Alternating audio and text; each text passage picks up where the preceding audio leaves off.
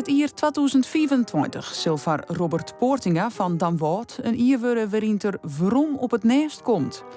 De internationale pianist is de komende 12 man artist in residence in Ljouwert. Een bijzondere ere. In het algemeen, een artist in residence, dan ben je al wat ouder. Dan hast je al een paar dingen gedaan.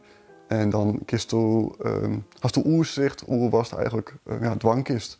Met die vak en was je uitbeelden was of jaren was onder mensen.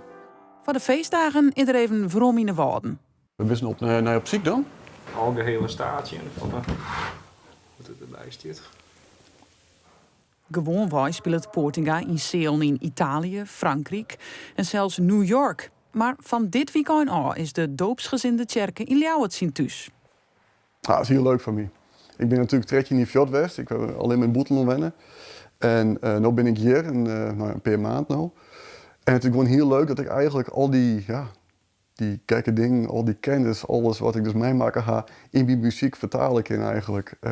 En dat hier in Friesland, waar ik bij kom, die her te litten.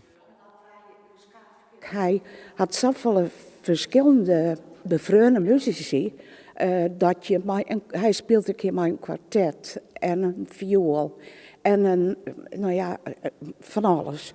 In Ljouwert ben de concerten kamermuziek bij de Schouwburg ben een beetje, daar is je net vol van. En wij zijn dus een aanvulling met onze concerten op het aanbod van de harmonie. Poortinga is no snijn voor het eerste jaar in Ljouwert.